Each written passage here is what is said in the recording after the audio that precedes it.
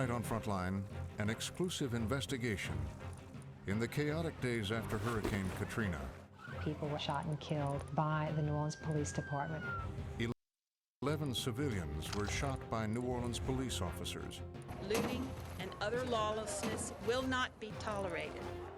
As rumors circulated about a declaration of martial law, I've already called for martial law in the city of New Orleans. I heard rumors that martial law was in place, and then I heard rumors that no, it was not. I never declared martial law. did the police believe they could suspend their own rules? Did he expect us to rank and file go through the streets, shooting looters? New evidence shows that an order was given authorizing officers to shoot looters. One of the most troubled police departments in the history of North America, the NOPD reverts back to what the existing culture has always been. That's the guy? That's the one that beat me. Tonight, the story of one of those killings. What happened here wound up setting this chain of events in motion that has turned the New Orleans Police Department upside down. And questions about a cover-up. Bodies just don't burn up like that. The way it was destroyed was telling a story. This is a premeditated homicide. ProPublica reporter A.C. Thompson, The Times-Picayune, and Frontline investigate law and disorder in New Orleans. Tonight's program contains graphic language and imagery. Viewer discretion is advised.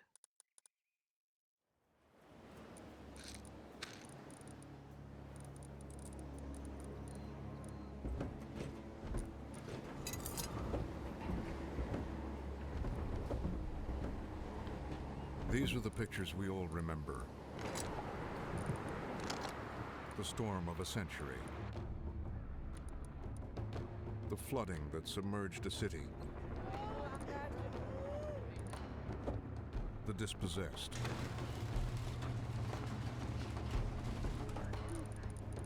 And the chaos.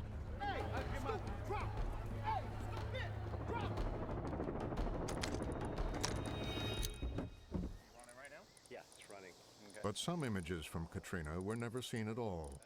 This video was taken by this man, Istvan Belog, a former law enforcement officer who had come from out of state to assist after the storm.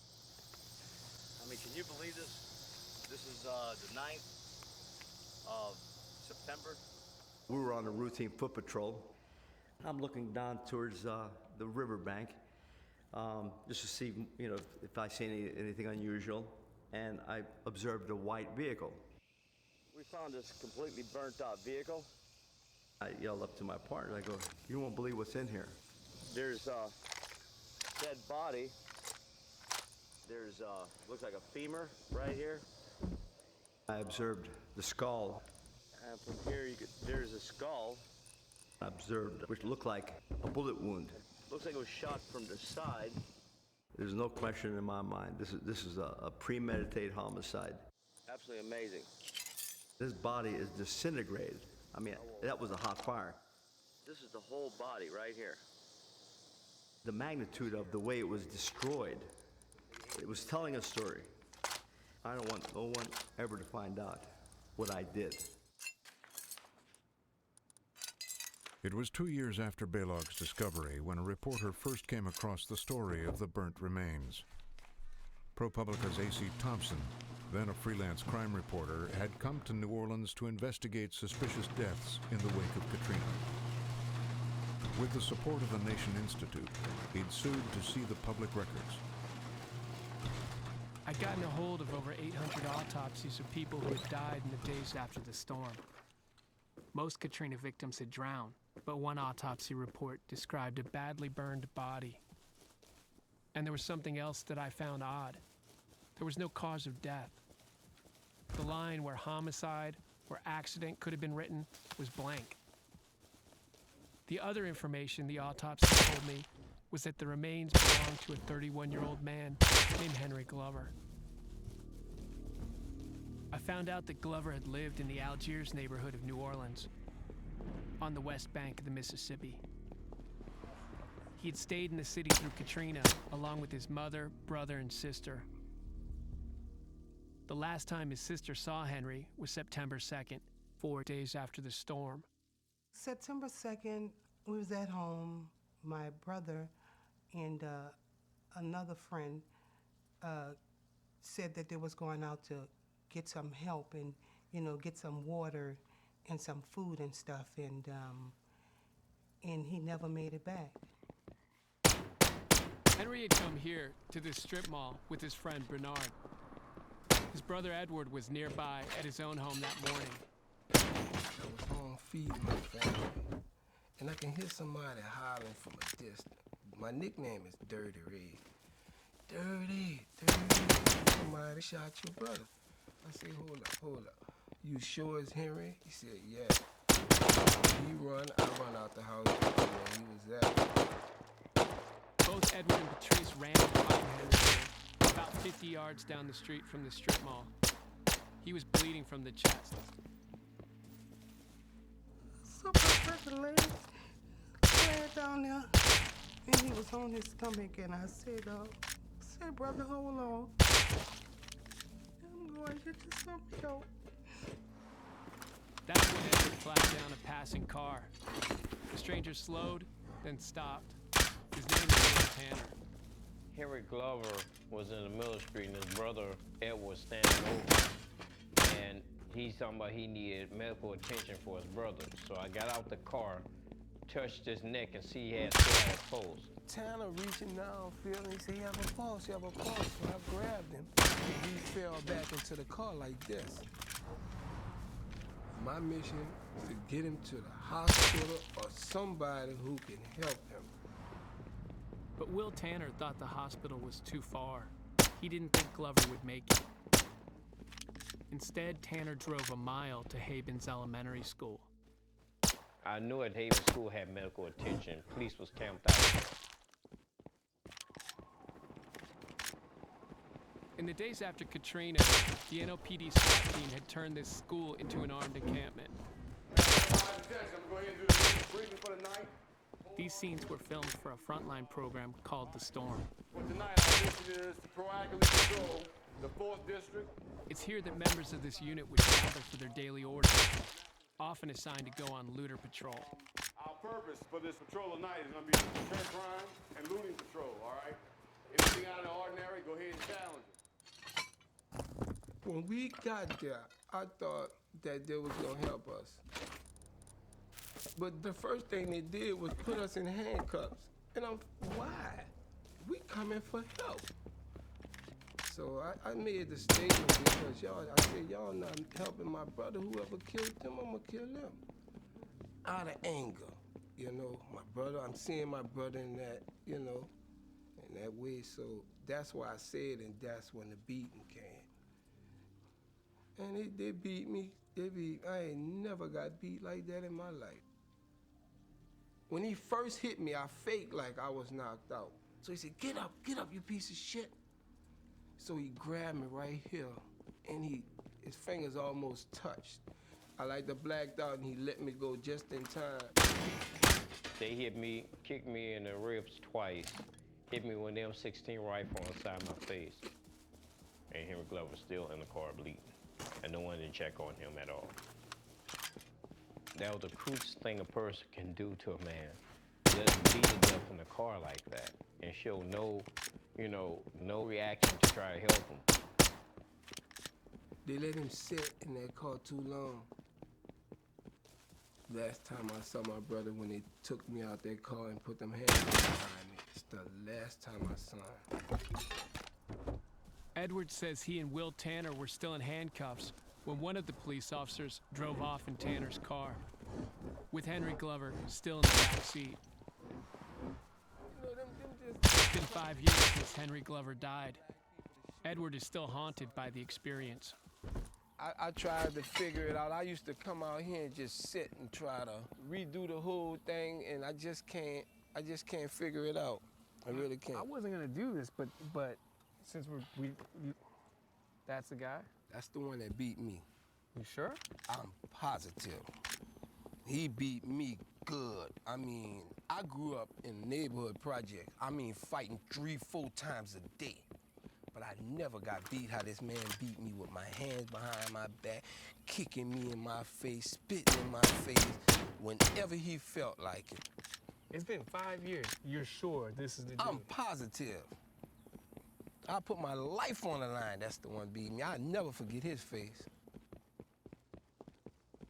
The officer Edward King fingered was Lieutenant Dwayne Sherman, then second in command of the NOPD SWAT team. Within the ranks of the police department, Sherman's status was almost legendary, a cop's cop, courageous and fearless. That was certainly the reputation he had earned in the first days after Katrina. Lieutenant Sherman was interviewed by Frontline at Haven School. When the storm hit early Monday morning, we actually watched it from the arena. We're watching the pieces of the dome's roof come off, and we started getting reports that there were already both police officers and citizens in trouble as far as high water is concerned. At that time, Sherman was considered a hero for his role in rescuing stranded flood victims. Myself and my brother took our personal fishing boats. There was people in their attics. They had punched the windows out the attic, and they were screaming to us to come get them. He was relentless. Look at his face, his eyes, and you see the sheer determination, but you can also see the fatigue. Police officers the first week, they were basically working 24/7, just being on a constant sense of survival. Took a toll. It took a toll. It was rough. Hurricane Katrina had hit the New Orleans Police Department hard. Katrina hit on August 29th. Sometime midday on August 30th, we lost complete communications.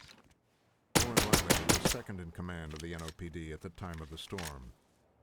We were unprepared. The city was covered by water. We had no power, no lights.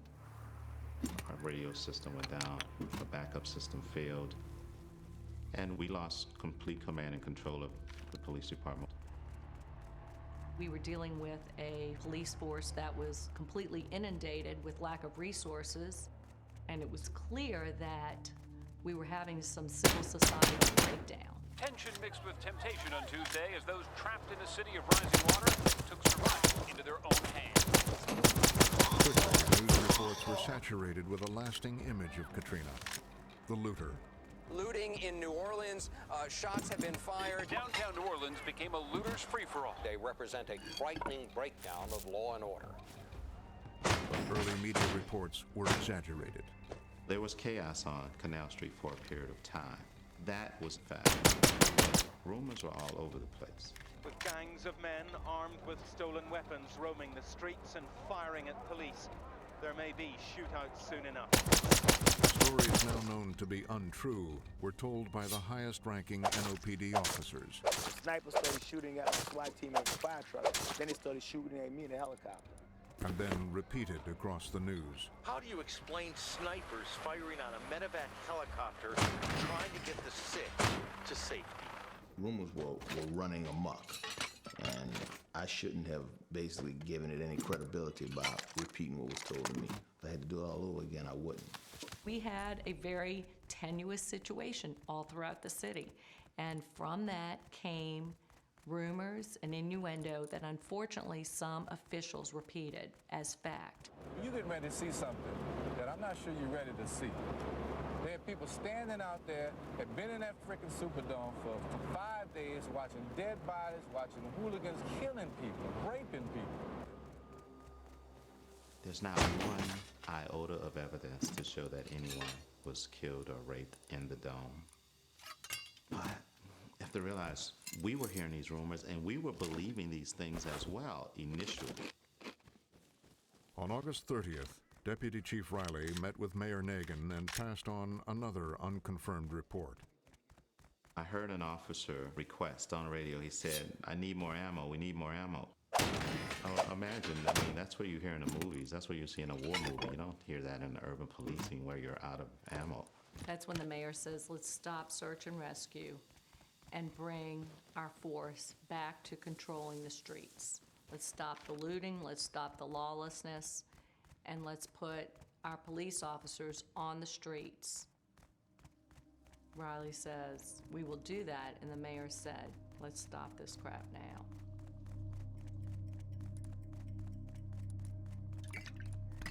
I remember we were down by Harris Casino, and Deputy Chief Riley. Walked up in a pair of blue jeans, his uniform shirt and a ball cap, and really just started giving a pep speech, kind of a morale booster, saying that we were not going to allow the looters to take the city. We were going to more or less protect the borders of it and march through downtown and take the city back. Did you ever say, it's time we got to take our city back? I may have said we need to take control of the city. That may have happened. And do you think did you ever say anything like, looters, it's time to, it's time to do things like shoot to kill? Oh, no. You're mixing me up with someone else. I didn't say anything like that. Who said that? I didn't say that. I heard rumors that someone else said that, but I certainly didn't say that. It was a very broad order. What exactly did he mean? Does he expect us to rank and file go through the streets, shooting looters, or how do you get back the city? Just sending out a general order, a general statement about take back the city, with no specific guidelines, is an invitation to disaster. Did they at the time? Sam Walker is a professor of criminal justice Policy would specify. and an expert on the legal standards for when police can use their guns. The standards on deadly force are fairly clear. Officers can use deadly force where there's a threat to someone's life, or that this person is armed and fleeing and likely to commit another armed offense. It's a very narrow range. But in post-Katrina New Orleans, nothing was clear. Could stealing food, water, or a TV now mean a death sentence? A shoot-to-kill order to shoot looters would violate the long-established standards on use of deadly force. Orders to the NOPD rank and file became even more uncertain when Mayor Nagin called for martial law. It was the day after the storm, and he had just been told by his chief of police that a police officer had been shot in the head. This story, we now know, was true. Our police at that point were completely focused on search and rescue. And here they were being shot at. And it made the mayor furious. And that's when he said, we need to declare martial law. The city they nicknamed the Big Easy, still a disaster zone under martial law. Tonight, in a rare move, practically unheard of in the United States, martial law declared. Would you request martial law? I've already called for martial law in the city of New Orleans. In fact, martial law was never declared in New Orleans. Ray Nagin declined to be interviewed for this program, but his deputy chief of police, Warren Riley, said there was confusion. I heard rumors that martial law was in place, and then I heard rumors that no, it was not given. I never declared martial law. I know that it's not legal to do that, but what we were doing was strengthening the appearance of a lawful environment. That's when I called in members of the Guard who knew policing, and I asked them to come in and to show force. We needed to make a very dramatic statement to calm the media down and to calm the citizenry down. There are hundreds of law enforcement officers being deployed into New Orleans today to restore order. Looting and other lawlessness will not be tolerated. I wanted it to be strong and I wanted it to be clear. These troops know how to shoot and kill, and they are more than willing to do so if necessary, and I expect they will. The mixture of rumors and official orders had an impact at police stations around the city. 5 current and former ranking officers have told Frontline, ProPublica, and the Times-Picayune, on condition of anonymity, that they believed they had been given authority to shoot looters. They said they did not pass the order on. However, at one station, a police officer's home videotape captured 1st District Captain James Scott telling officers, "We have authority by martial law to shoot looters." Captain Scott initially told us he didn't recall the incident and declined to comment. Scott has since hired an attorney who told Frontline that the rest of the tape puts the incident in context but he refused to show it to us. Had the rules on the use of deadly force changed? Other officers said orders spread from cop to cop. Quote, do what you gotta do.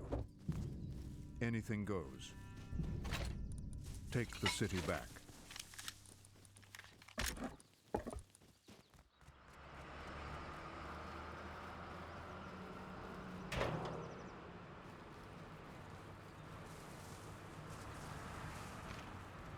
As I was reporting on Henry Glover, I found evidence of other troubling incidents involving the police in the days after the storm. The first of them happened here on this overpass on September 1st. Just like the Glover story, this one involved the SWAT team that was camped out at Haven School. Captain Jeff and his lieutenant Wayne Sherman were told that someone had hijacked a water truck. The story they heard was that thieves were robbing, raping, and killing people. Wynn and Sherman rolled out through the flooded streets, and near the Superdome, they spotted 3 water trucks. They ran in, and the trucks had a gun. Both officers took aim. These pictures showed Dwayne Sherman at the scene.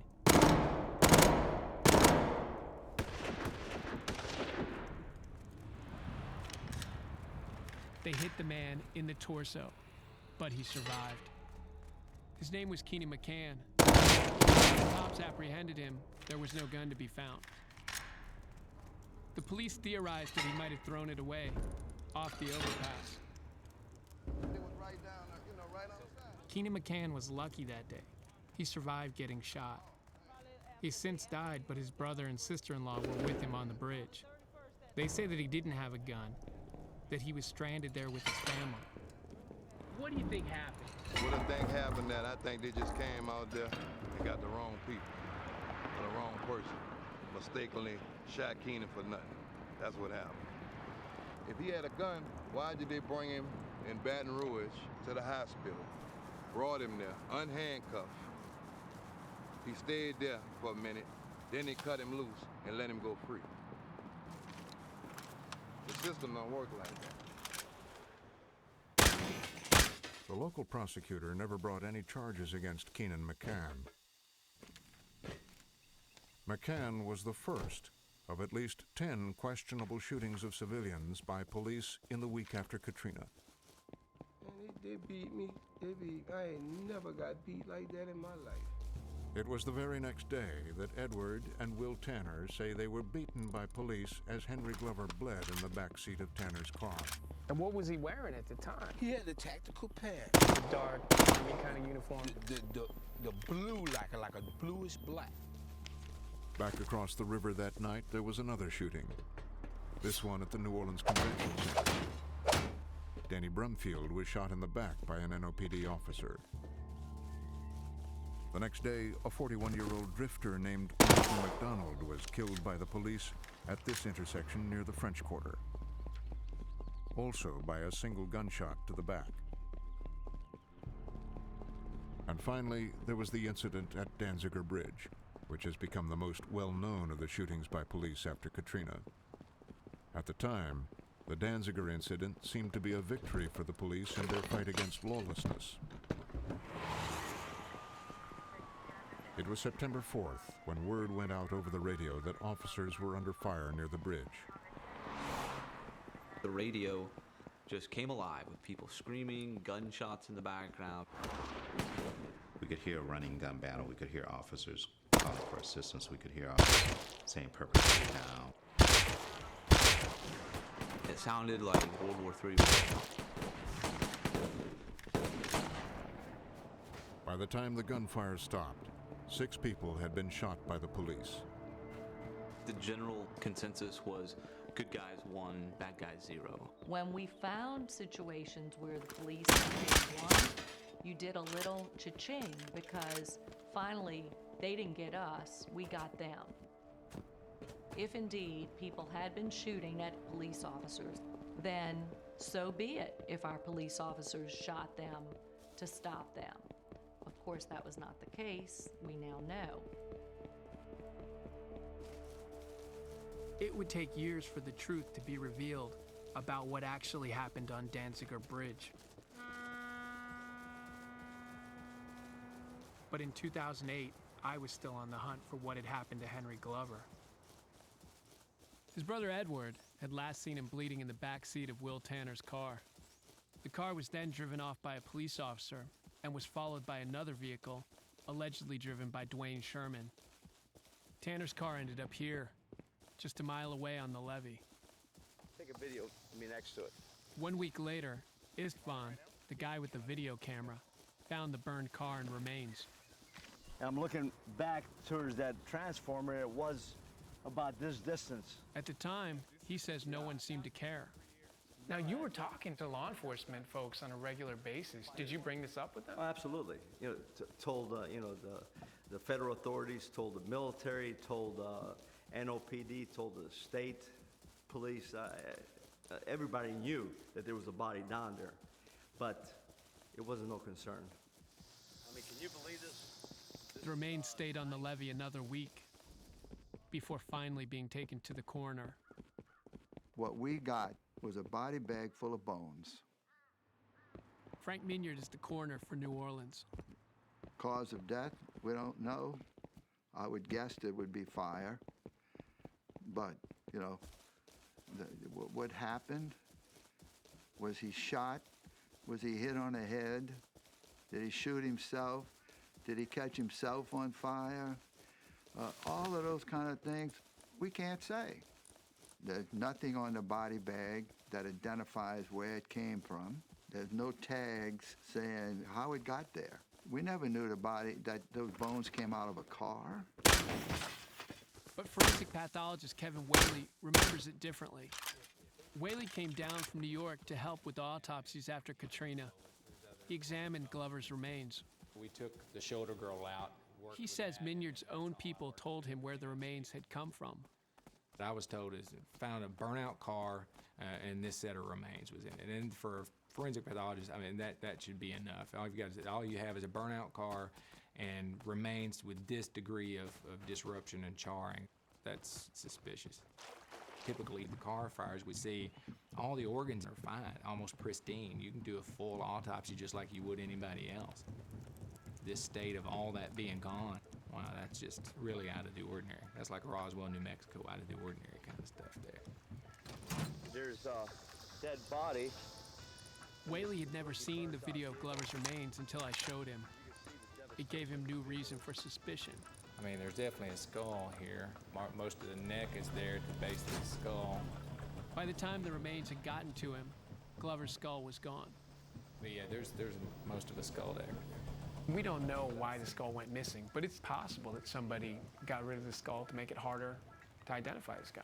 Sure. Or if there's injuries in the skull that you didn't want someone to see. I mean, there'd be a whole lot of reasons. Or it could just have been misplaced, but that in and of itself is sort of suspicious. You don't just misplace a skull. And from here, there's a skull. All that together is just highly suspicious for foul play for a homicide. But Coroner Frank Minyard never classified the death. He left that line on Glover's autopsy blank. Forensic pathologist named Kevin Whaley from Virginia. Minyard spoke to Frontline reporter Lowell Bergman. He said, "My first reaction was that it was a homicide. When I heard he was found in a burned-out car, I thought that was a classic homicide scenario. You kill someone and burn the body to get rid of the evidence." Well, I think he said he found metal fragments when they x-rayed the bags. They did have one of the bones that have some metal fragments, which you will find when a body is burned in a car. You will find some metal fragments, correct. I really can't talk any more about this because it's a case that's active now. And as far as anything else that we might have or bring up, we have to save that, for the proper time. So you understand, I cannot comment on what he just said. At the time, in 2005, Minyard's blank line meant case closed. The NOPD told me they never did their own investigation into the remains and knew nothing else about Henry Glover. But in my own investigation, I got a break. A source came to me with information about what had happened to Henry Glover, and the source had photographs. The pictures show the whole crime scene and clearly show the skull that never made it to the coroner. And my source told me something else. The photos were taken by the NOPD, by officers at the 4th District Station.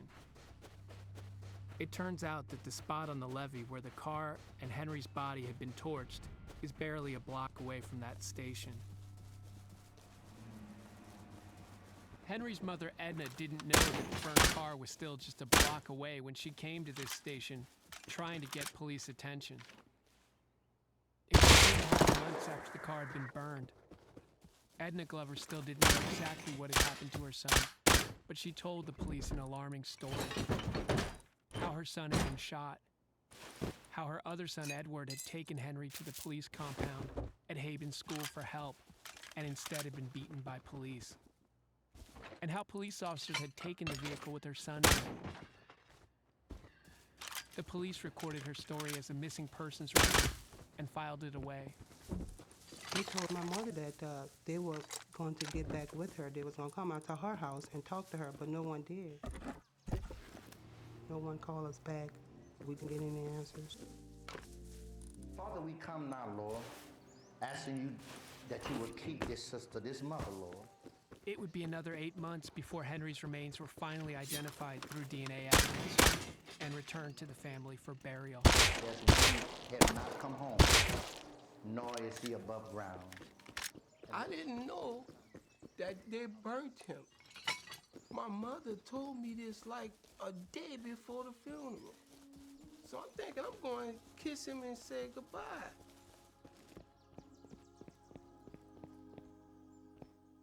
Thank you, Lord Master, for bringing that situation to an end. Amen. Amen.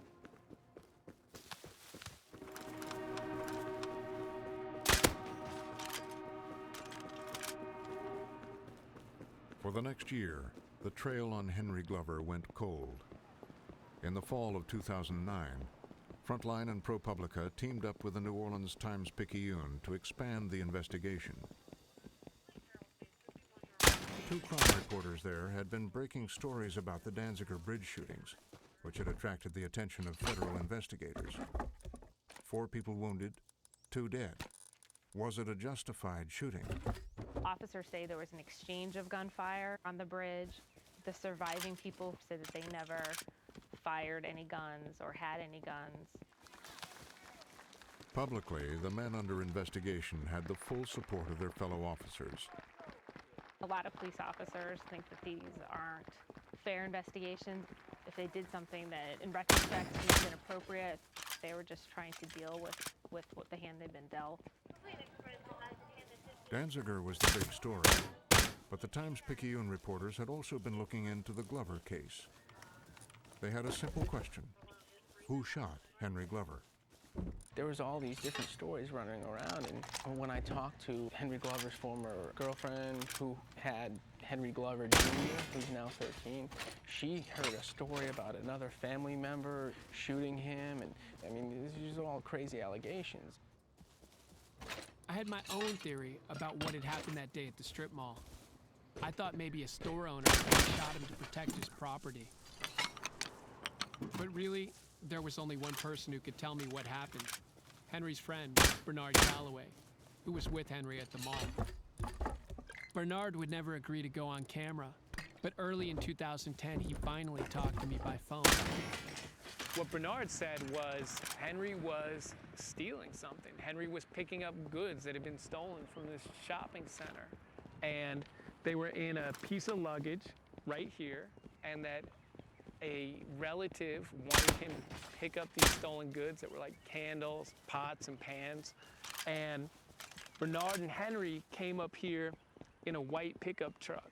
They parked it right here. They get out to pick up this stolen stuff, and Bernard says, I hear, leave now, and a shot. He couldn't see the person's face, but he decided that it was a police officer that had done the shooting. by the guy's actions, the shot, the leave now, and his voice, he thought it was a police officer. He said, I knew it was a cop. It was right near the police station. It turned out that Bernard was right about the police station.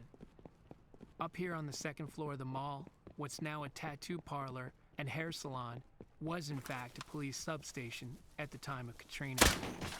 You can still see the faded police decals. The NOPD denied any reports of a police shooting that day, but my colleagues at the Times-Picayune found that wasn't true. The evidence? A police report of the incident that had been buried for more than 4 years. It said there had been a shooting that day, and it involved a 42-year-old rookie cop named David Warren. On September 2nd, 2005, the day Henry Glover was shot, Warren was on duty at the strip mall police substation. The report gave his version of events. He said in the police report he came out of this office because he heard a ruckus. He heard a truck being driven really kind of fast and erratically. He thought these men in the truck were menacing him. He was scared for his life, so he opened fire. My sense would be that Officer Warren is coming over here. He's coming this way, looking down and firing. He says he doesn't know if he hit anybody, he doesn't know if anybody was injured. It's a short distance. If you are from here to there, I think it would be hard not to know whether you hit the person or not. It's pretty clean line of sight right down there. Henry had been shot, Bernard told me, right next to the truck. And where do you think the truck was? The truck, excuse me, the truck was over here. The truck was here. Edward's memory of what he saw that day made Warren's account even more confounding. The truck was here. The truck was right here? The truck was here, parked this way. So the truck is right here? Parked here, this way. So if the truck is parked right here and the guy is up there, you're probably gonna see if you shot someone who's standing right here. I thought he was further out that way. No, he was here. After Henry Glover was shot, he stumbled about 50 yards down the street. That's where Will Tanner picked him up, and then raced to Havens Elementary School, where Tanner thought they would give Glover medical attention. I mean, when you picked him up, did you think he had a chance of living? Yeah, he had a chance. He still was talking, and he still, he still was breathing. And so I thought maybe I'd give him some medical attention, like he might be able to, point the person I was shot. These guys in Boys in Blue is supposed to help out, All of a sudden I seen the difference of Boys in Blue. So if you'd known he'd been shot by a police officer, you wouldn't have brought him here, probably. Nah, I wouldn't have brought him here because I knew if I brought him here, I wouldn't stand a snowball chance if I knew he got shot by a cop. The men say they were handcuffed and beaten until finally a female officer intervened. A lady come in, she recognized Tanner. She said, I know him. What did he do? He said, one of the guys said, oh, those niggers over there looting. I said, looting? They thought that we was looters and everything like that. When they searched my vehicle, they didn't find nothing new or nothing like that. But they was curious. What do the police at the elementary school say happened there that day? Because of the federal investigation, they wouldn't speak to us for this program. The only account is this unfinished police report that Times-Picayune reporter Laura Maggi uncovered. In it, police officers say that when the car drove into the school, it was being driven erratically and being chased by police cars. It says the man in the back seat was already dead, and that the other men refused to cooperate with police. They say they handcuffed the men, but say nothing of any beating. The account says nothing about burning the car or the body, but it does say they drove the car to the levee behind the 4th District Police Station. They say they were securing the body until it could be brought to a makeshift morgue for an autopsy. The question is, if they indeed did want to secure the body, that why they didn't subsequently come back and write a report and say, hey, we have this shot person, and maybe this person's a crime victim. We should find something out about that. It turns out that the author of the unfinished Glover report had also signed off on the police account of the incident at Danziger Bridge, a report that federal prosecutors now say was largely fabricated.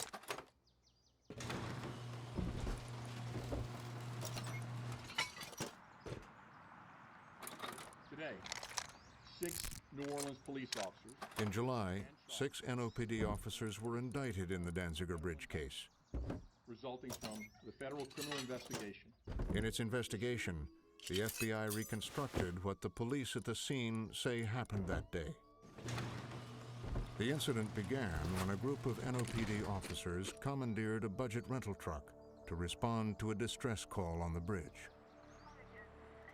They say they heard on the radio that officers were under fire.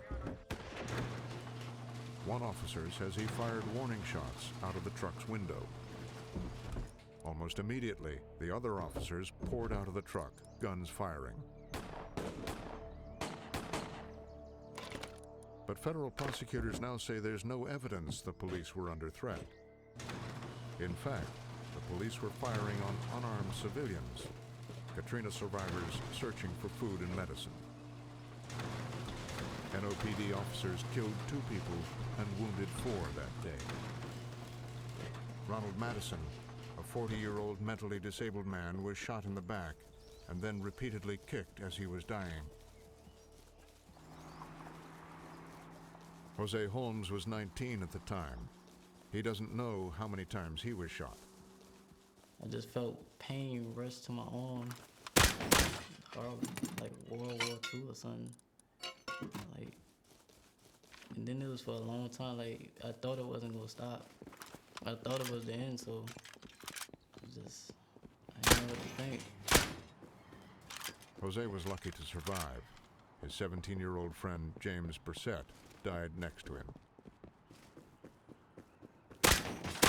Despite the brutality, police defenders say it was a confusing time in post-Katrina New Orleans. People want to look at what officers did based on normal times. Believe me, during the Katrina days, we weren't living in the real world.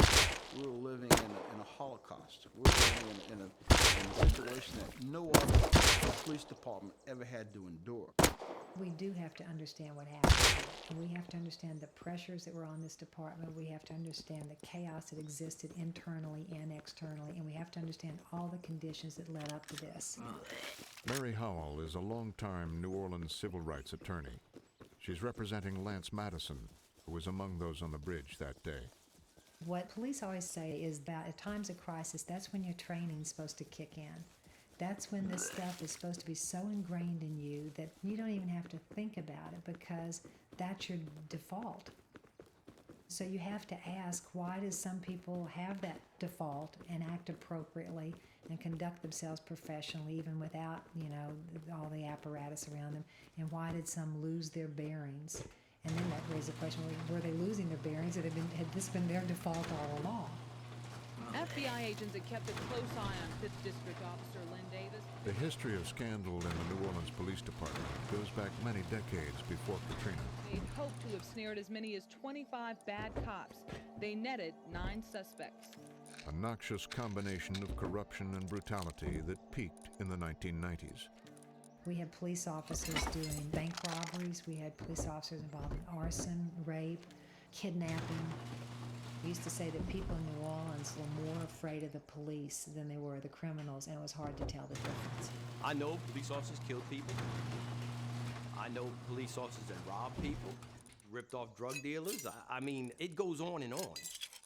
Mike Thames was an NOPD officer in the 80s and 90s before being arrested himself for bank robbery. A couple of times I was investigated, but 99% of the time, I was told. They'll warn you, like, hey, Mike, you're being watched for this, or hey, Mike, they're gonna call you in for this, so get your story straight.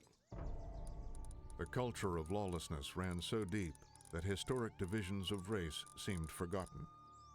It wasn't black or white, it was blue. Some black officers look at themselves more as blue than black. You adopt the culture of a police officer as opposed to I'm a black cop or I'm a white cop. No, I'm just a cop. But in 1994, New Orleans got a new police chief, Richard Pennington, brought in from Washington, D.C. with new ideas. Most citizens are afraid. That's why they don't call us, because they feel if they call us, we're not going to do anything to protect them. Pennington comes in as an outsider, fired police officers, instituted integrity checks. He just professionalized the police department. He brings it into the 20th century. The Pennington era didn't last. In 2002, Pennington ran for mayor without support of the police and lost to Ray Nagin. Nagin gets in office.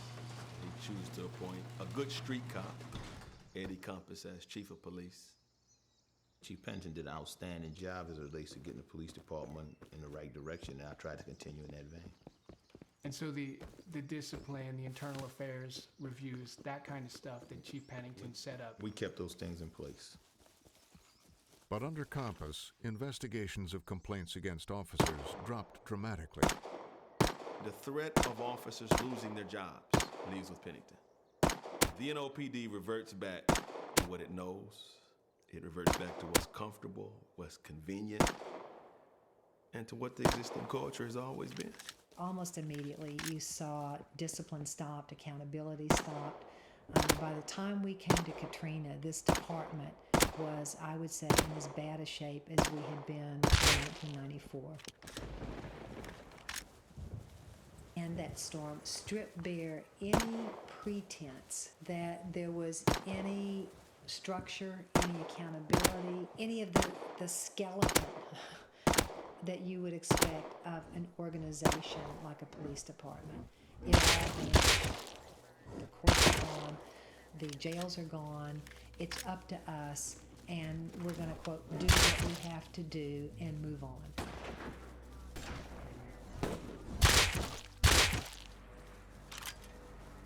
According to officers who have pled guilty in the Danziger Bridge case, a cover-up of the killings began almost immediately. A lieutenant told the officers involved in the shooting to get their stories straight. There were secret meetings held. One man is accused of getting a gun from his house, filing into the court record as being a gun that was used by civilians on the bridge that day. A court document called a bill of information, as the planted gun was referred to by the detective as a ham sandwich. Every cop that I knew carried a ham sandwich. A ham sandwich is a clean gun that they would take and put it in like an old pair of jeans or breeches or whatever you want to call it. And they'd let it sit there and get some lint on it. Then after they let it sit in there, then you put it in a plastic bag. I carried mine with me wherever I went. Some people don't carry it. So you'd have it under the seat of your car or something? Oh, no, I had a briefcase. I carried it in my briefcase. So you carried around a gun to plant on suspects? Yeah, of course. Some former officers we've talked to have said, hey, this was an underground culture. They would carry around something they call a ham sandwich, and they would plant that ham sandwich at the scene of officer-involved shootings.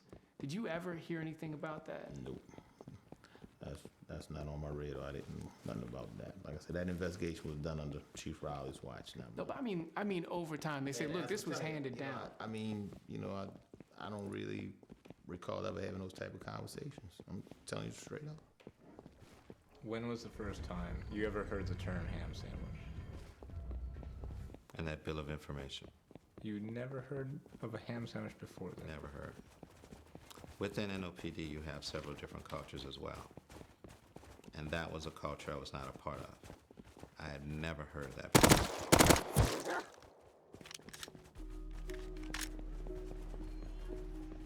A short while ago, a federal grand jury returned an 11-count indictment charging 5 individuals. Federal indictments in the Henry Glover case were handed up in June. NOPD officers, 3 current NOPD officers. It had been over 2 years since reporter A.C. Thompson came across the story of Henry Glover's burnt body. At the end of 2008, he published the first of many articles. Your article that identified the shooting death and the burning of Henry Glover acted as an incredible catalyst and a lead for us in our investigation. Shooting and killing Henry Glover. 5 police officers were charged with 11 federal civil rights violations. Each count telling a piece of the story about Henry Glover's demise. Federal prosecutors say Officer David Warren used an assault rifle to shoot and kill Henry Glover. The charge is murder. Warren refused to comment. Prosecutors charged Dwayne Sherman and another officer with using unreasonable force in the beating of Edward King and Will Tanner. Sherman, who refused to comment on the Glover incident, is also charged with setting fire to Will Tanner's car with Henry Glover's body in the back seat. And just as in Danziger, the indictments allege a cover-up. In 2 instances, we've seen at least indicators of a cover-up. How far that goes, I honestly don't know. The indictments charge 2 officers from the 4th District Station. They say the men knew that Warren had shot Glover. They knew Glover had been taken to the Haven School. They knew Glover's body had been burned on the levee. Prosecutors said the police knew all of this from the beginning. They just conspired to keep it hidden. How did you feel when finally somebody from law enforcement came to you and said, "We want to know what happened that day"? Oh, man. That day, this lady come knock on the door. I said, "Oh, Lord didn't answer my prayers." I said, "He didn't answer my prayers." And I just said, "Thank you, Lord." And like I told her, I said, "I never thought there had people out there who would go after him." And she told me she said, "I promise you, you gonna get justice." That's wrong what they did, my brother. It's wrong. My mind is messed up. Every time I pass by that school, I get flashbacks, I dream about it. I was thinking after a while it'll go away. It's not going away. I used to see my wife waking up on the side of her in deep sweat. I forgive that police officer. I forgive him with all my heart. Because if I don't, God ain't gonna forgive me when I do something wrong. I forgive him. I forgive him. And I'm trying to deal with this every day. It's hard, man. I feel like something just is gone. That I had in my heart is gone. I ain't gonna get it. I can't see him no more. Can't do the things we normally do. You know, I miss my brother. I miss him.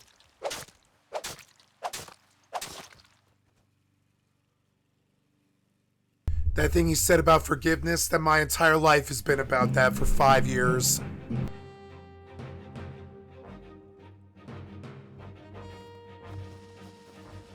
Frontline's Law and Disorder is available on DVD. To order, visit shoppbs.org or call 1-800-PLAY-PBS.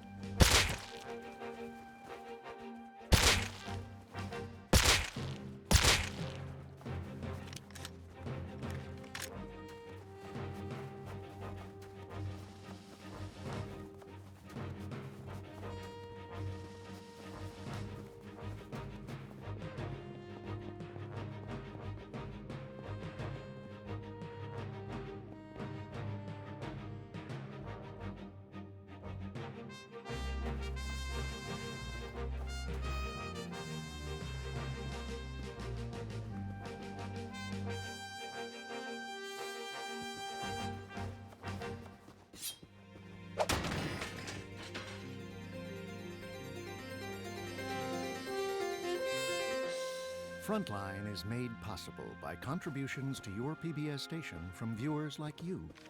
Thank you. With major funding from the John D. and Catherine T. MacArthur Foundation, committed to building a more just, verdant, and peaceful world. Additional funding is provided by the Park Foundation and by the Frontline Journalism Fund, with grants from the Hagler family and Scott, Nathan, and Laura DeBonis.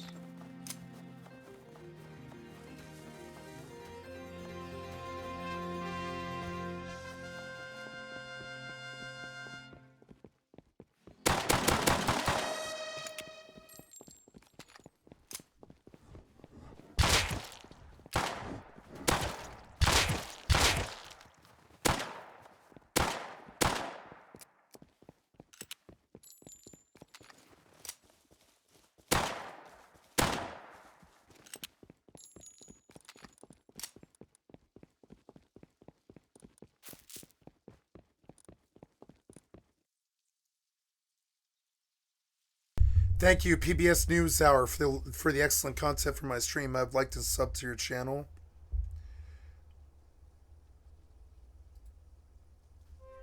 This is Global Spyware Scandal Exposing Pegasus Part 1. Thank you, PBS, for the excellent content for my channel. I'd like to sub.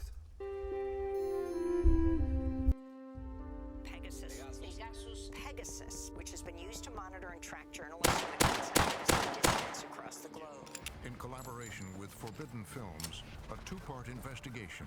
We immediately realized that this story would be huge. NSO was established with the ambition to make the world a safer place. Into powerful spyware. It's a military weapon used against civilians. This is extremely serious for democracies. Used around the world. There is no control over how countries use it, and they have been using it in the worst way you could imagine. Now on Frontline, Part 1 of Global Spyware Scandal, Exposing Pegasus.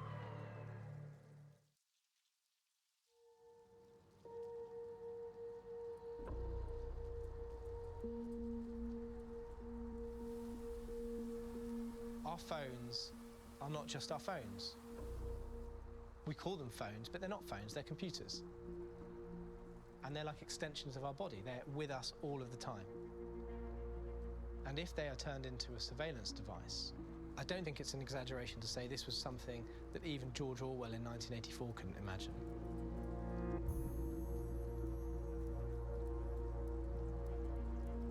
It's beyond science fiction. On va se faire un brief.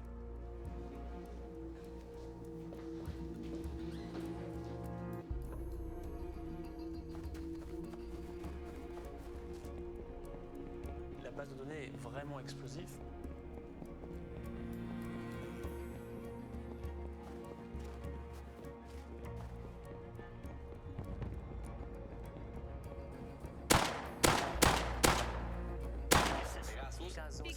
Pegasus. This technology is so far ahead of government regulation and even of public understanding of what's happening out there.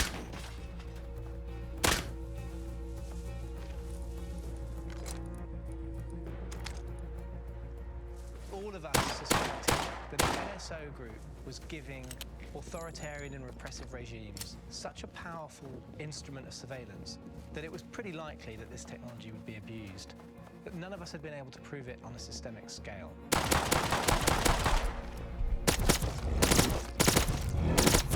Con la pesquisa recabada por The Washington Post, The Guardian, Le Monde y otros medios. Investigation by 17 news outlets and activists, lawyers, and journalists are reportedly among those who've been targeted by the phone spy. Phone belonging to some big-name politicians. 国家元首、皇室成员、政商要人和部分记者的手机。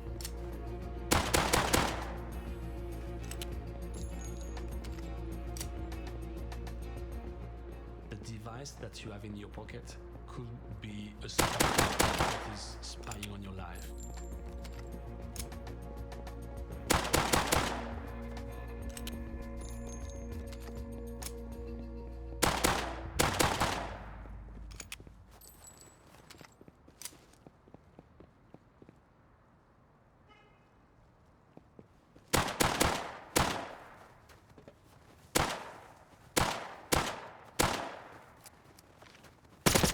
Il faudrait qu'on éteigne tous nos téléphones portables et on les met tous dans la pièce à côté. Si vous pouvez aussi éteindre totalement vos ordinateurs.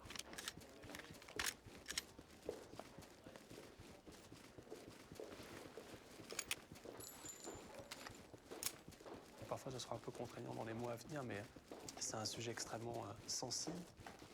On a une énorme fuite, un énorme leak. Il y a des numéros, il n'y a pas de nom. Et donc il y a un gros travail d'identification à travers ces numéros, en fait, quelles sont les personnes ciblées. La base de données est vraiment explosive parce qu'il n'y a que des scandales en puissance. N'en parlez pas à votre premier cercle de proches. Vraiment, il ne faut absolument pas en parler. Parce qu'on parle d'un sujet où il est question de surveillance et donc on est vraiment directement pas dans la gueule de l'ennemi, mais on est dans le collimateur et à un moment donné, on sera vraiment surveillé de près, c'est certain.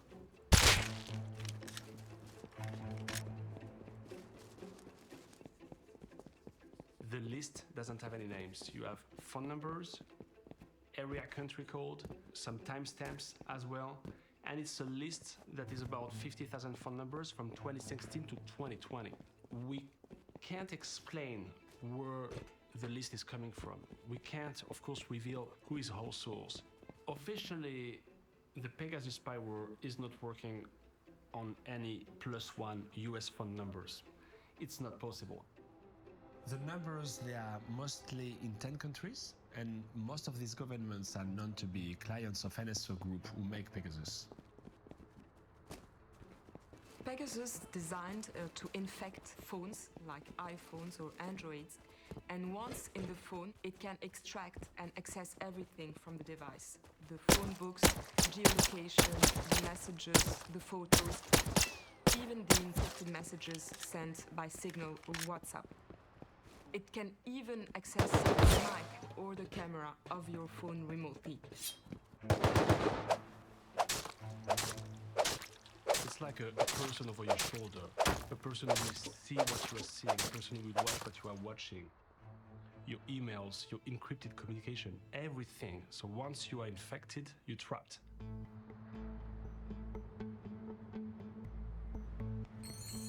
Hello, can you hear me? I can hear you, I don't see you. Hello, Paul. Hi, Dana. Hi, Dana. Good, and you? We decided to reach out to some partners, the Washington Post, the Guardian, and many other ones. We wanted to tell you about some information we have and about a new project we are starting. We had no names attached to the numbers. We needed more journalists. We needed reporters on the ground to some victims. We needed people with expertise. We still have to identify numbers. Many of them actually haven't been identified yet. Phone numbers that they had, the quantity of phone numbers, tens of thousands. I mean, my jaw just hit the floor. There is a lot that concern India. Some people in Mexico, Information about Hungary. Azerbaijan, and Kazakhstan. If Forbidden Stories have got data that can identify who the customers of NSO are, but potentially point in the direction of who the targets are as well, this is a game changer. This could be transformative in terms of our understanding of the whole cyber surveillance industry. I specialize in security. So surveillance is part of my beat, so to speak. You could see patterns starting to emerge, and you could almost like touch, okay, that might be a story. You know, here's something that's happening in Azerbaijan. That might be a story. Okay, I see what the Moroccan story might be. It's like watching a photo emerge in a dark room. We will shortly be arriving at Elephant Castle. Change here for Waterloo and Northern Line. We at The Guardian have been reporting about NSO for a long time. We thought it was really important to hold this company to account. Israel has become a world leader in this industry and exports these tools all over the world. And if you like, NSO Group was in many ways, you know, the jewel in the crown. The NSO Group was recently valued at $1 billion. It is one of the most successful companies in Israel's startup space. NSO says they sell the software to governments around the world for legitimate purposes, fighting terrorism or violating local laws. Here was a company founded by 3 guys in 2010 that claimed to have 40 countries around the world buying its technology, that made bold claims about its technology being used to solve serious crimes and help facilitate national security inquiries. This was a big deal.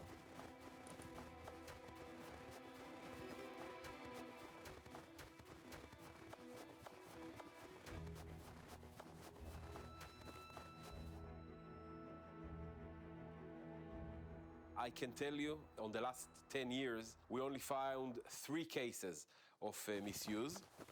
And we took very serious action that we are always taking. And these serious actions meant that we shut down the system completely. We only sell it to governments or to entities that we know or we want to believe that they will not misuse the tools. And this is how We check the customer, this is how we diligence them. We have all the mechanism to make sure that they are not misusing the systems.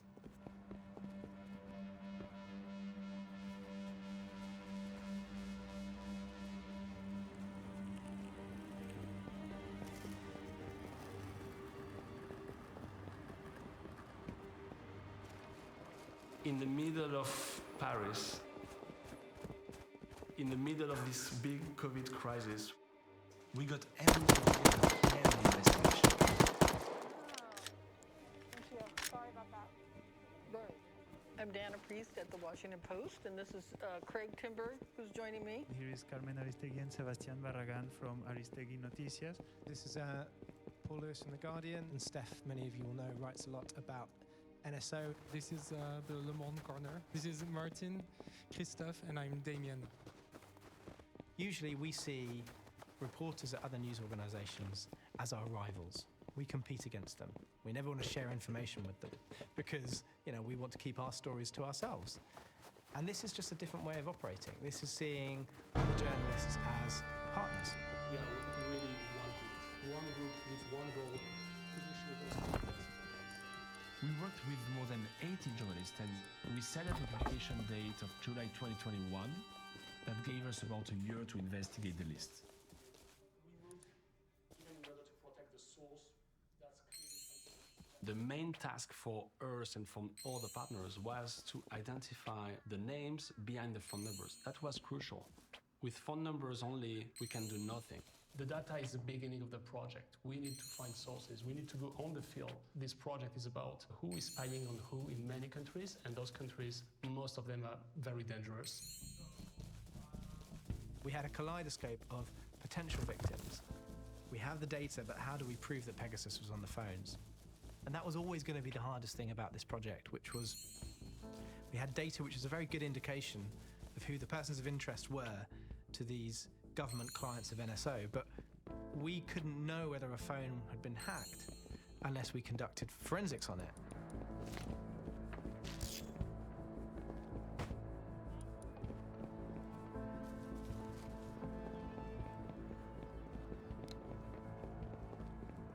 Claudio Garnieri is the head of Amnesty International Security Lab. He worked on creating a methodology, a platform that we could use during our investigation to have phones analyzed.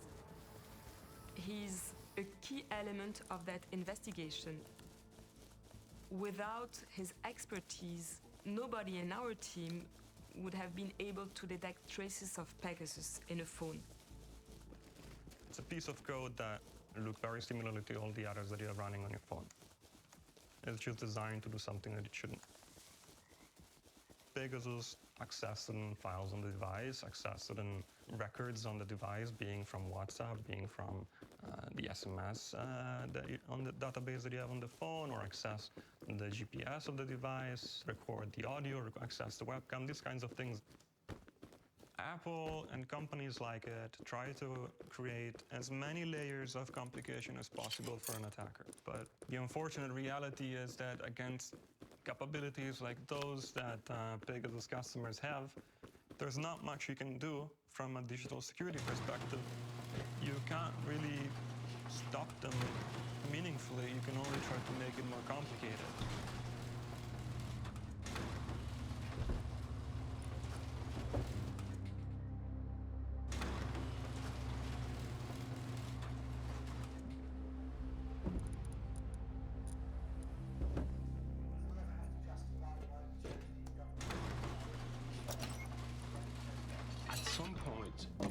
Discover very crucial information, an information that changed entirely the project.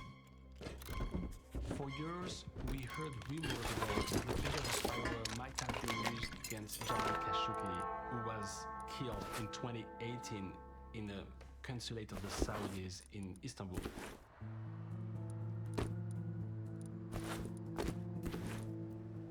The minute we found out about this list, the first thing we all did was to check for any numbers related to Jamal Khashoggi or anyone we knew who was associated with him. And right away we found 2 numbers associated with the two women closest to him in his life. Jamal Khashoggi's murder really, in the history of the Post, stands out. He was an opinion writer for the Washington Post, very gentle, soft-spoken man. His voice became very important because he was the single most important dissident writing about the Saudi regime. Jamal, let me start with you. You've compared your crown prince to Putin, to Iran's supreme leader. You've said he's creating, quote, an interesting form of dictatorship. How so? I still see him as a reformer, but he is gathering all power within his hand. As we speak today, there are Saudi intellectuals and journalists jailed. His murder was so cold-blooded, and we still don't have the whole story. Jamal went to the consulate in Istanbul, and then he disappeared. Senior Turkish officials have reported that he is, in fact, in the building, and he is still here. His close friends and family are still trying to figure out what the situation is. There's waiting on an official statement. I spoke to his fiancée, who was also here, who told us that they came here to issue a number of documents so they could marry. They dispatched an assassination team that landed in a plane in the airport and came in cars with tools to hack him up, to hack his bones, and carry him out in a suitcase, or suitcases.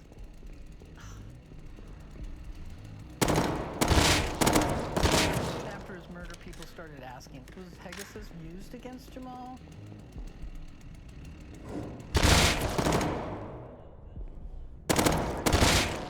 Sold Pegasus to them, and then they turned it around to get Khashoggi.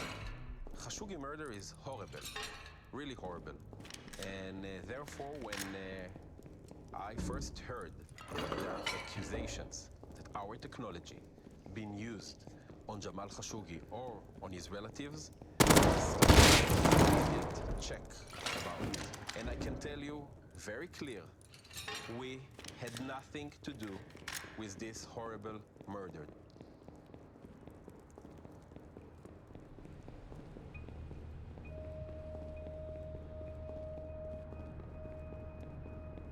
I'm hoping that Hatice, Khashoggi's fiancée, who we'd all gotten to know on television because she was outside the consulate when he didn't reappear, I'm hoping that Hatice will let us do forensics on her phone to see for certain whether she was targeted, and maybe, if we get lucky, whether we can see what they took out of her phone.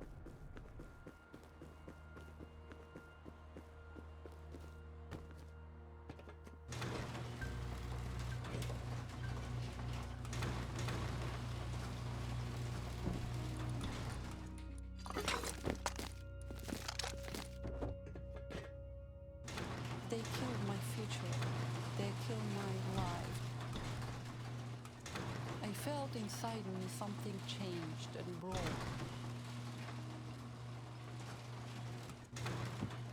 Do you feel like your phone is doing anything strange?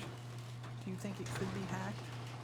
We can test it, so we could do that. If you wanted to do it, Okay, you can do that. Okay, that'd be great. We just need to plug your phone into our computer. Okay. So maybe we do that. Great.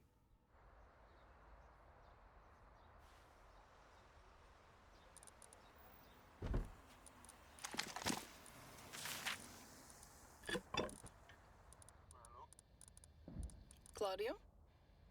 Hi. It's Dana. Hi, how are you? I don't know. You tell me. So, I checked both the uploads. The new one seems clean. The old one, however, has some traces on the 6th of October of 2018.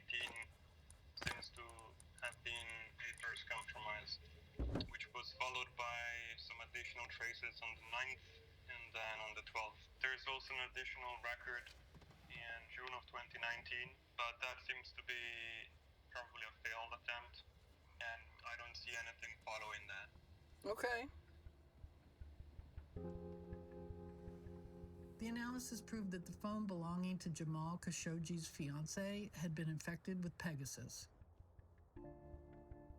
Then we find out the date, which is 4 days after his murder, when she's still trying to figure out what's happening. And it just seemed like such a ballsy move to surveil the person who has become the public face of his disappearance.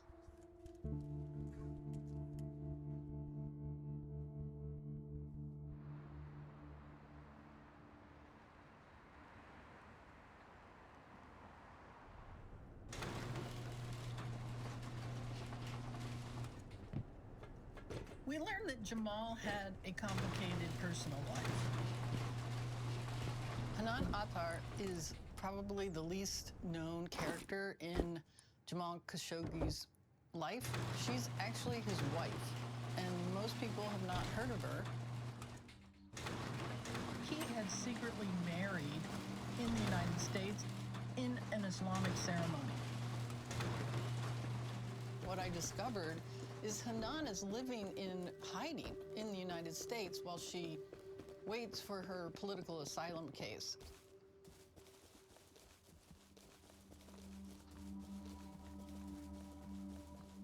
She was a flight attendant for Emirates Airlines, and so she flew all over the world, and she was communicating with him on foreign phones.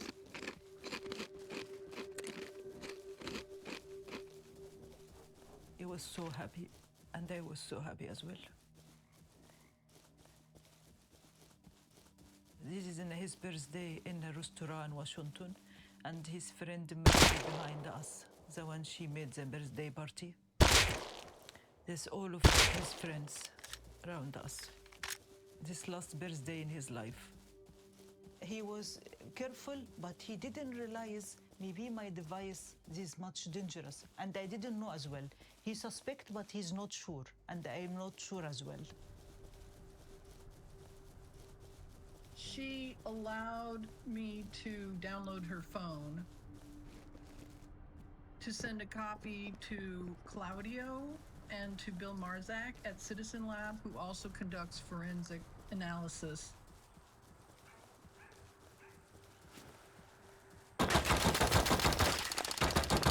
Is I analyzed all the available data on 2 Android phones and 1 laptop belonging to Hanan.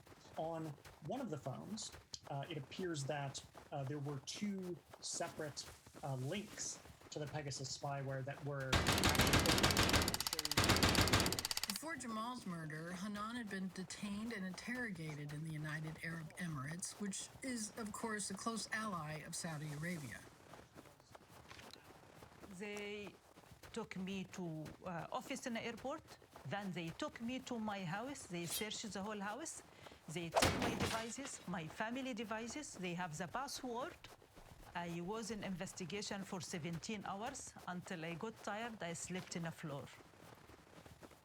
What Bill discovered was when she was detained at the UAE, somebody took her phone, then opened a browser on her phone, and then typed in a URL that then directed the phone to a website known to Citizen Lab as being a Pegasus website that activates the infection. The link to Pegasus was actually typed into the web browser, character by character. They made a couple typos, actually, while they were doing it, which tells me it was done manually. We have the smoking gun from Hanan's phone, which is the basis of the spyware. Almost certainly the spyware was installed and exfiltrated information from her phone. So she was, in my view, monitored. He was telling me what he's doing, what is connection, what is moving, what is his state of mind. So you were communicating with him? A lot. They tracked my husband through me a long time back before they killed him. Because he was telling me, only me, everything. I didn't know this much. They track him through me all the time. Mm-hmm. Yeah. Why this all come in my life? They did track Jamal and kill him through me. Long time back.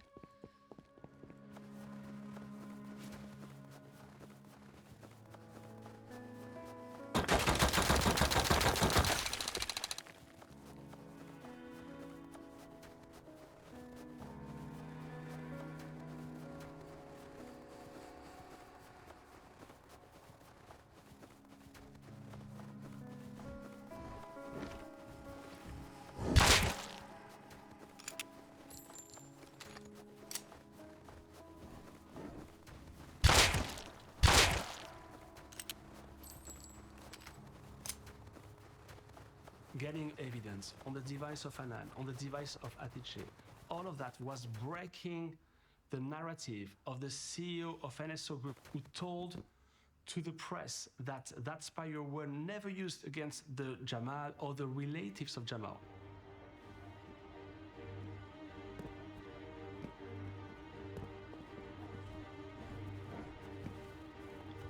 In the list, we saw more than 15,000 Mexican numbers.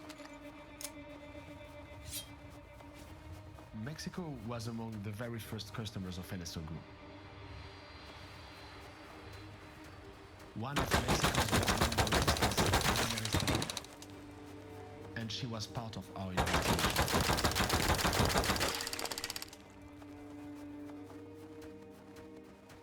She has maybe more followers than the president of Mexico. And we needed to understand who those phone numbers in Mexico belongs to.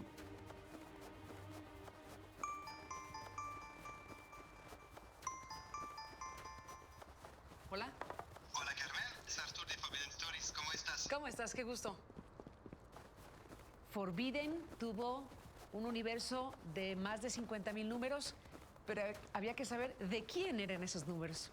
Se tenía que investigar uno por uno. Y Carmen, hay muchos contactos de tu teléfono en nuestra lista. Ok. Lo que podemos hacer ahora es que puedes entrar los números en tu teléfono para decirme a quién pertenecen los números. Así lo vamos a hacer.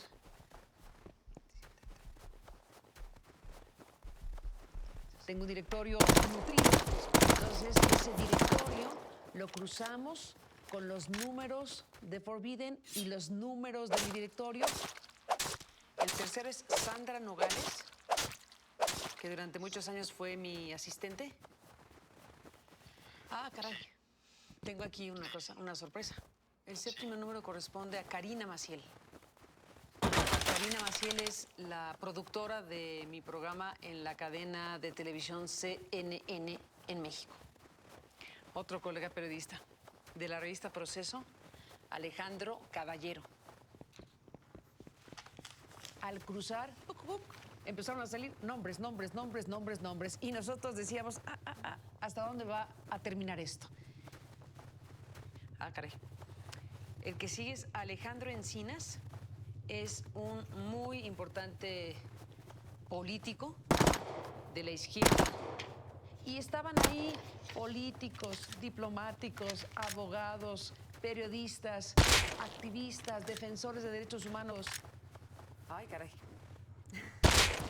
Bueno, aquí te puedo decir que está mi hermana. Aquí aparece mi hermana Teresa Aristegui Flores. Es mi hermana, pero no está relacionada con ninguna actividad pública. Yo intuyo que aquí nadie se salva. Si hicieron esto, imagínate, ya saldieron el pudor, o sea, podrían haber estudiado a su gato, ¿no? A su perro, al canario. O sea, ¿estás de acuerdo? A su propia familia.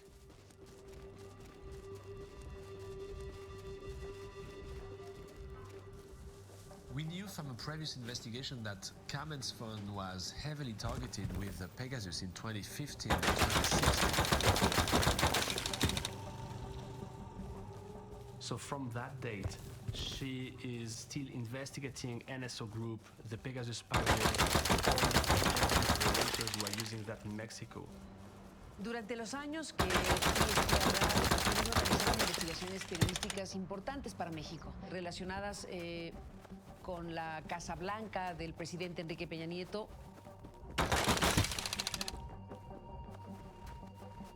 Una casa en un barrio muy lujoso de la Ciudad de México, en posesión del presidente de México, de Enrique Peña Nieto y de su familia, que no podían explicar,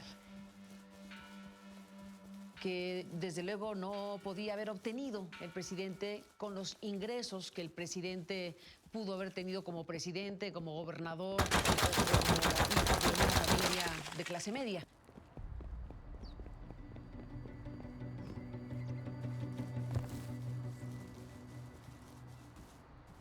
Que yo sospecho que mi teléfono está intervenido y el teléfono de mi hijo Emilio está intervenido. Es cuando Emilio, un chico menor de edad, me pregunta: oye, mamá, ¿sabes por qué recibo estos mensajes tan extraños? Y yo le digo: yo también estoy recibiendo mensajes extraños.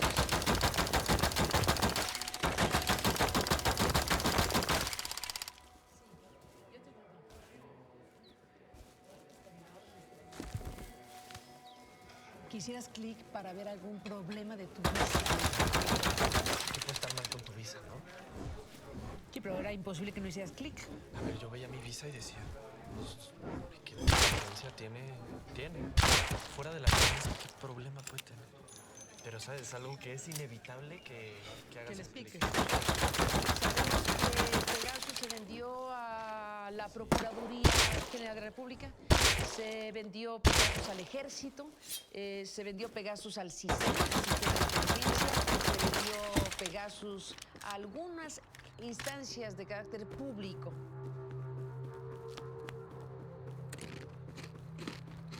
No puedo decirles mi nombre. No puedo referir con exactitud la institución. Y puede resultar peligroso para mí la identificación y el conocimiento de que yo tengo o tuve acceso a cierta información. El sistema Pegasus era toda una novedad para nosotros. El procedimiento era tener el número del objetivo, hacer lo que se denominaba la ingeniería social, que es búsqueda de información con la finalidad de elaborar mensajes de texto que pudieran ser enviados al dispositivo móvil. Debería ser 1 o 2 intentos muy precisos, con información que le resultara útil al objetivo y que éste pudiera dar clic. Si lográbamos el éxito que diera clic en el mensaje, eso automáticamente instalaba el software en el equipo móvil. Y a partir de allí ya podíamos tener acceso al teléfono, toda la información. Los resultados eran increíbles. Y una vez que se lograba instalar, infectar el dispositivo, se tenía acceso pleno al equipo móvil. Era una pantalla negra. En la parte superior izquierda teníamos la visualización principal y en la parte del lado derecho, abajo estaban, digamos, módulos o pestañas en donde se tenía cada una de las aplicaciones de las que se extraía información. Por ejemplo, teníamos el cuadro de la aplicación de WhatsApp, Telegram. Abajo teníamos el micrófono, las cámaras, la geolocalización y dependiendo de lo que nos interesara, le dábamos clic y era lo que se proyectaba en la visualización principal. A partir de la infección, cualquier información que sea eliminada, podemos verla nosotros. Ya sean fotos o conversaciones, pero podemos seguir viéndolas.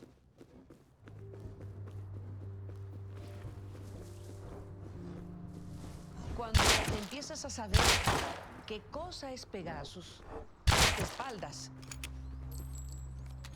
Quedas desnudo frente a un poder que no sabes quién detenta. Quedas vulnerable frente a alguien que está observándote bajo una lupa.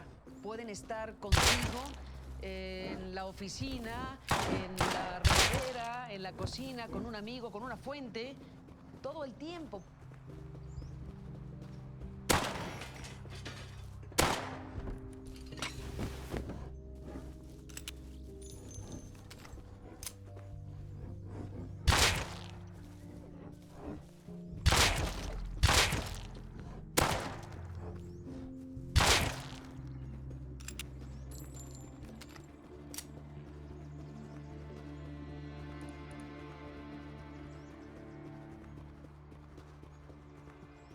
All the time during this investigation, we try every day to identify the person behind that phone number.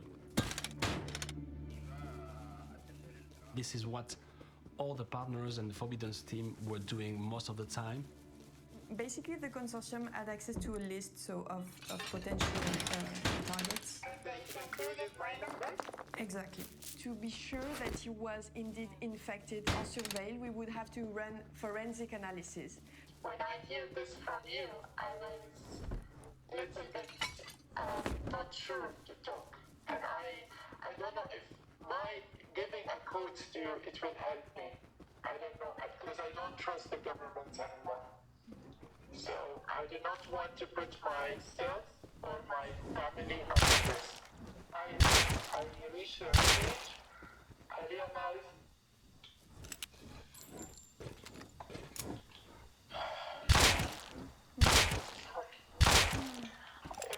this country cannot really trust. You will ask me, I am very angry. Of course. Of course.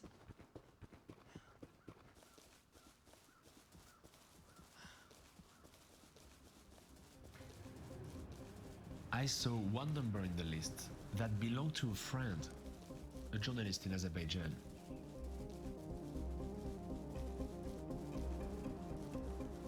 Her name is Kadia Ismailova. She's an award-winning investigative reporter and an outspoken critic of the government, renowned for her exposés of corruption at the hands of the country's president. Azerbaijan, you have a lot of oil and gas. It's a dictatorship, and the dictator's name is Ilham Aliyev. And this person and this state is extremely violent against dissidents, political opponents, journalists. I first met Khadija Ismailova in Azerbaijan in about 2006, 2007. Khadija Ismailova relentlessly kept on exposing the wrongdoing and the corruption of the Aliyev regime. She showed how, they were having their hands into a big chunk of the Azerbaijani economy. She was showing how they were, taking money in a covert way, how they were stealing money basically from the people. Yada salın ki sizin hakkınızı talep eden adamlara nece zor tatbik edirsiniz. Hamısını yada salın.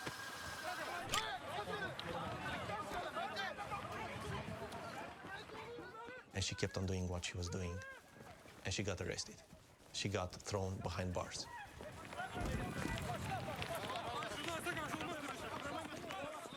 After all this investigative reporting, Khadija became a prime target for the government in Baku and for the Aliyevs.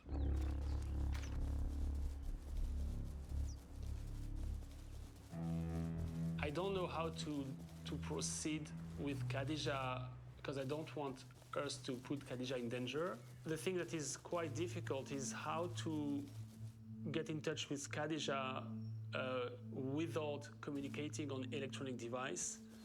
This is very sensitive, right? Yeah. This is very, very sensitive, especially for her, because she's basically on probation. That's going to be a risk anyway.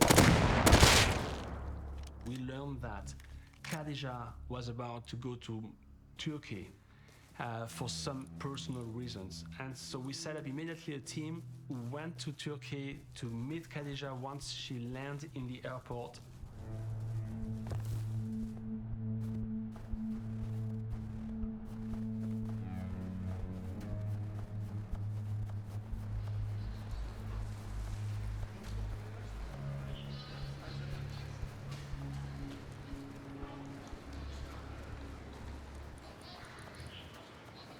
I'm nervous.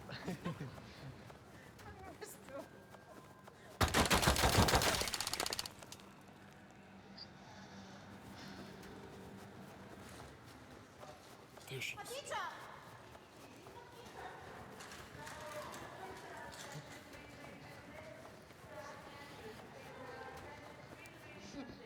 Again. It's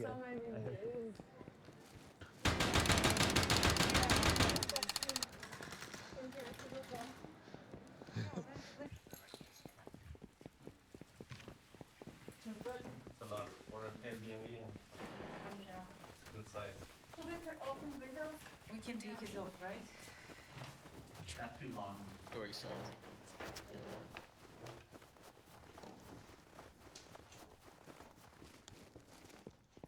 So we have about 1,000 number from Azerbaijan, and you are among them.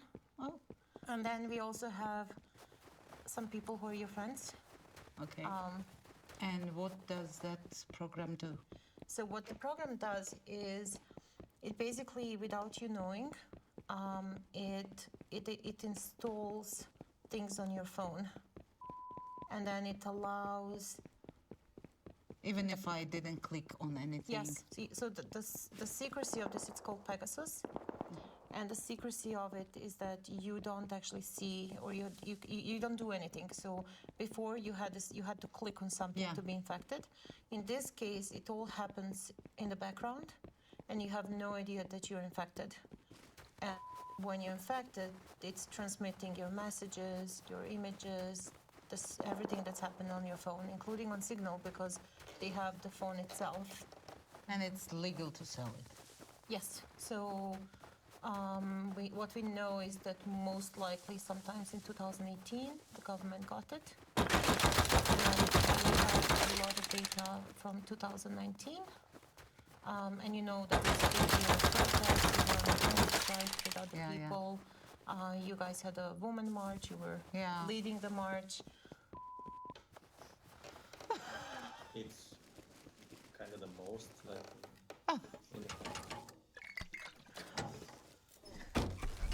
So one way for us to verify that, you know, what exactly, you know, was done in your case would be to do forensics on your phone.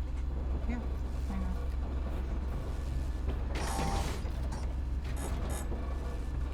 Is there any way to avoid this surveillance? Yes, we will set you up with a new device that you will be able to use.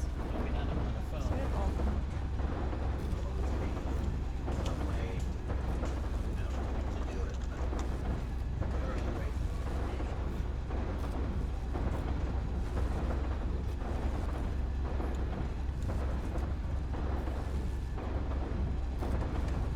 It's like,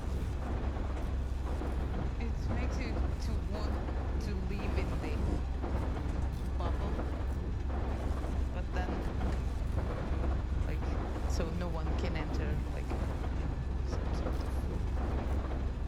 then, like living in the inside the condom, but then you cannot reproduce.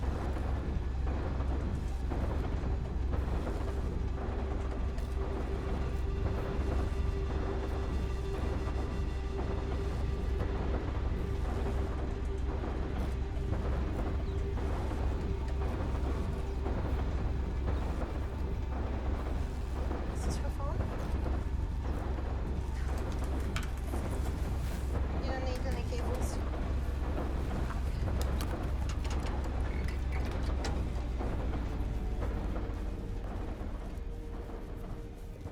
Do you know if she still has a backup of? Yes, she does. Yes, she does. Well, right now I'm trying to jailbreak the phone. Hopefully it works.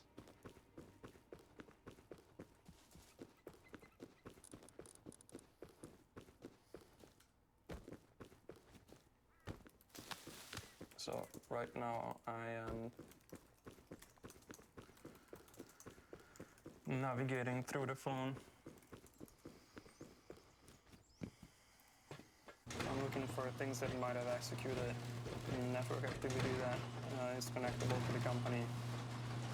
Any leftovers of malicious executions, accounts that we know of, anything essentially that tells me the history of this phone.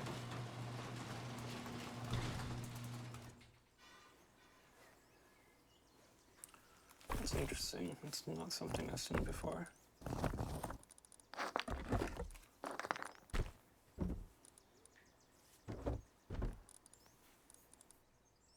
We see processes that we know are connected to Pegasus. We see some iMessage accounts that are connected to the attacks. Because these might indicate what was the entry point. Oh, it was Apple Music? What the? Oh, really? That's weird. So they might have started using Apple Music to exploit it? I have to do some more digging on this because I need to look up like what specifically these applications are. It's definitely among the ones most targeted.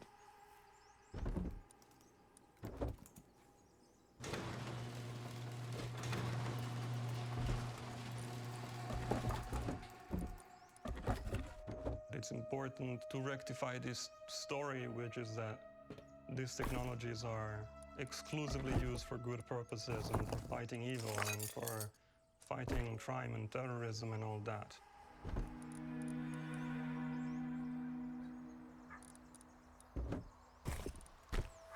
Okay, so no, Khadija is coming. Hi, Claudio. Okay. Hi. So now tell me how bad it is. Okay, there are definitely some records that indicate various points where the phone seemed to have been compromised. So I started feeling like I played Doctor in the 1300. I'm basically kind of just keeping the death count. I'm contributing to creating a trauma here, and I can see it in many cases. Like I can see it that they are, right now they're going through a traumatic moment. And I'm like that person in the room that is breaking it. There are also some more recent records from even as recent as early May of this year, so until a couple of weeks ago. But all in all, it seems like this probably extended between 2019 and 2020 at the very least. I've been told that you will not know what exactly had been monitored or recorded. Yeah. With this kind of monitoring technology, the point where they have that level of access to the device, virtually everything is possible. So. Yeah, thank you. Have a good day. Bye-bye. Bye. Right. That's not great news.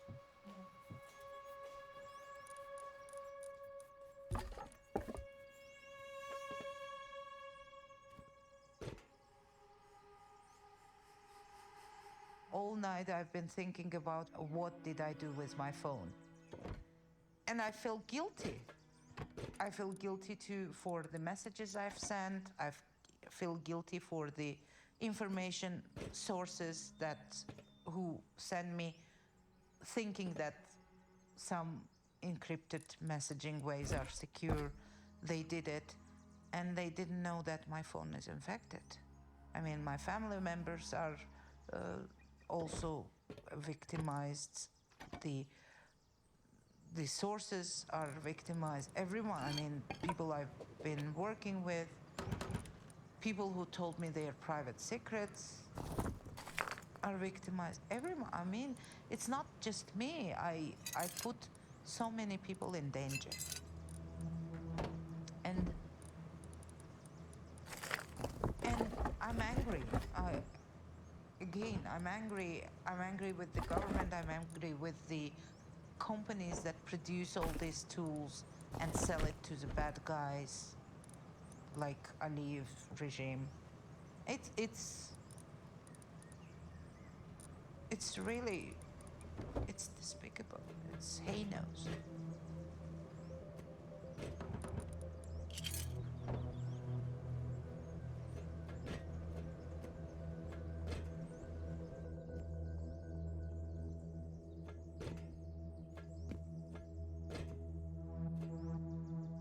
Kadijna is not a terrorist. Kadijna is not a criminal.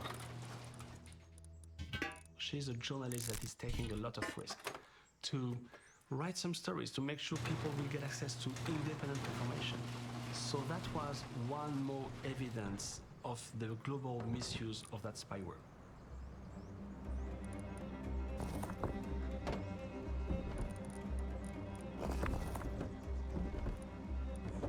Powerful governments manage to retain their power by seeing off threats from people who are campaigning for democracy or holding them to account, telling the truth. And here's a company that gave them the tool to do that. It's a military weapon used against civilians. And the civilians, they don't have any mechanism to help them in seeking justice, any mechanism to find some traces, any mechanisms to know that at least they are the target. You got a real sense that it was free-for-all. There is no control over how countries use it, and they have been using it in the worst way you could imagine. Even after months of investigating, we kept discovering new things. New names from the list, politicians, heads of state, even a princess. Hello, my name is Latifa Al Maktoum, and I'm making this video because it could be the last video I make. Yeah.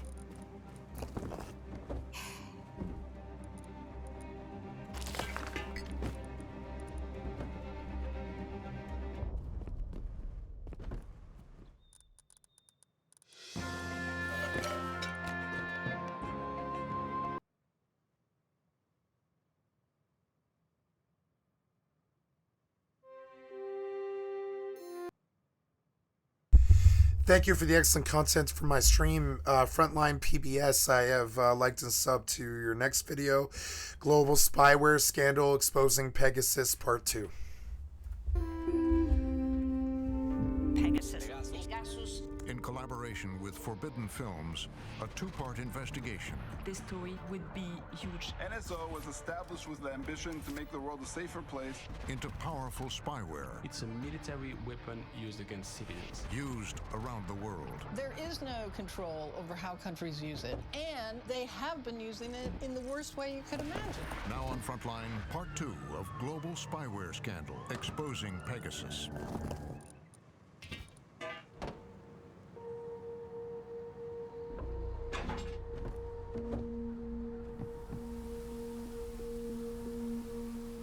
When you have your hands on a technology like this, the power must be quite intoxicating.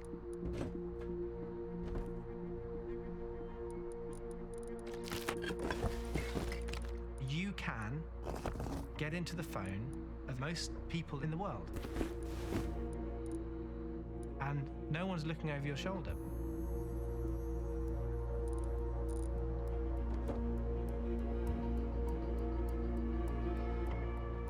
On va se faire un brief.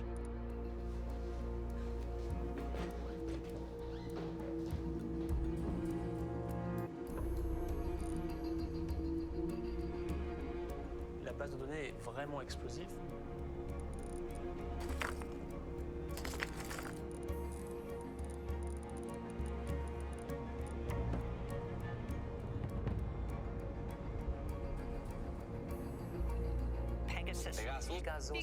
Pegasus. It's like a person over your shoulder, a person who will see what you are seeing, a person who will watch what you are watching, your emails, your encrypted communication, everything. So once you are infected, you're trapped.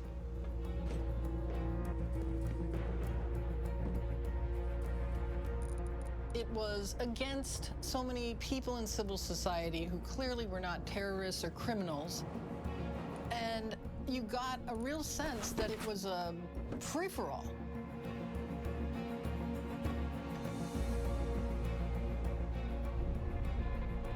De acuerdo con la pesquisa evidencia recabada por The Washington Post, The Guardian, Le Monde y otros medios. A joint investigation by 17 news outlets and forbidden... Activists, lawyers, and journalists are reportedly among those who've been targeted by the phone spyware. Phone numbers belonging to some big-name politicians. 国家元首、皇室成员、政商要人和部分记者的手机。 NSO says they sell the software to governments for legitimate purposes, fighting terrorism or violating local laws. You have here a go-to spy service for tyrants.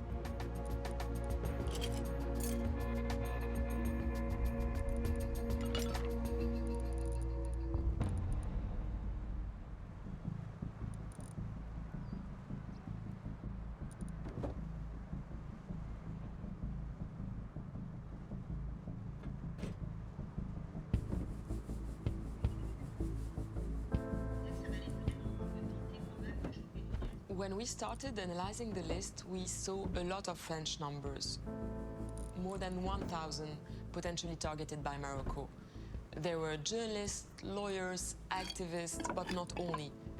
We also saw members of the French government and the President Macron himself. We immediately realized that this story would be huge. Alors, je vous explique juste peut-être. Ouais.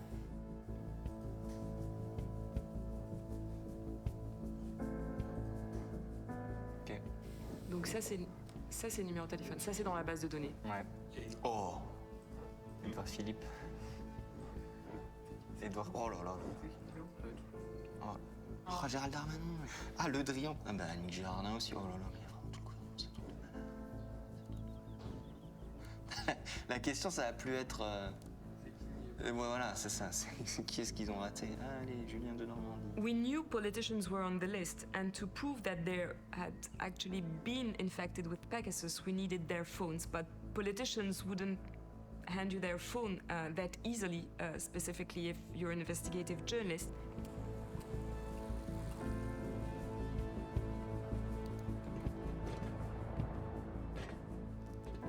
Oui. Après, je comprends tout à fait si vous souhaitez pas le faire, c'est bien entendu votre droit le plus strict. Au revoir. Je pense qu'il va dire non, lui. Il se trouve que parmi les personnes qui figurent dans la liste, il y a un ancien ministre qui n'est plus au gouvernement, qui donc a une forme de liberté un peu plus grande que quelqu'un qui serait encore actuellement au pouvoir, et c'est François de Rugy.